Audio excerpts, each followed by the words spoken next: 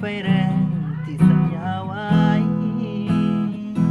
ย้ำก่อนหน้าหนาวใครได้ยินข่าวว่าน้องมีภัย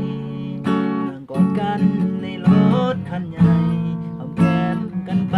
เรื่องสัญญาน้องคือสิลืมคนหาที่อยู่แดนไกลเขาเคยสัญญากันไว้ผมเมื่อได้บอกให้ทาจนเหงาพอพาไปกินพิซซ่าไอ้กินมาอยู่ในห้องเศร้า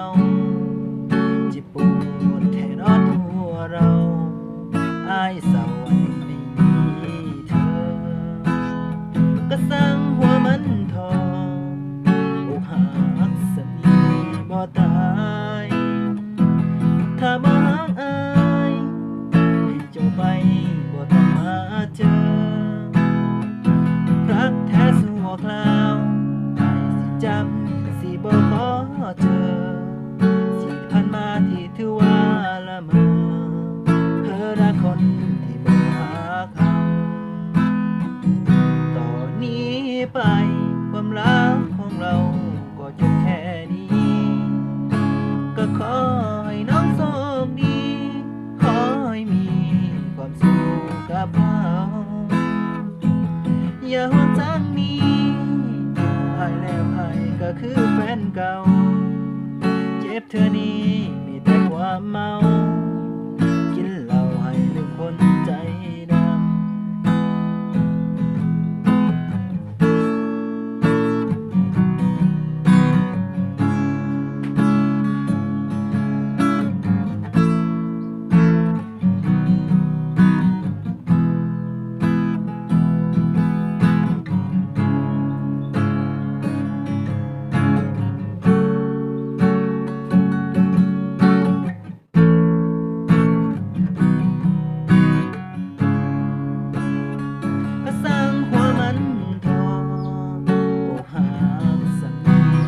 ตา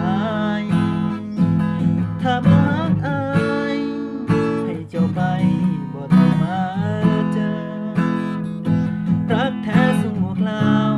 อายสิจำสิบ่ขอเจอที่ผ่านมาที่ถือว่าละเมอเพ้อรักคนที่บ่หาเขาตอนนี้ไปความรักของเราก็จบแค่นี้ก็ขอให้น้องโชคดี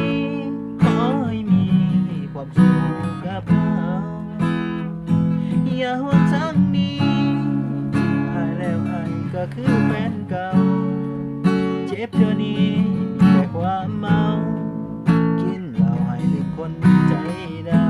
ำเจ็บเธอนี้มีแต่ความเมากินเหล้าให้ลืมคนใจดำ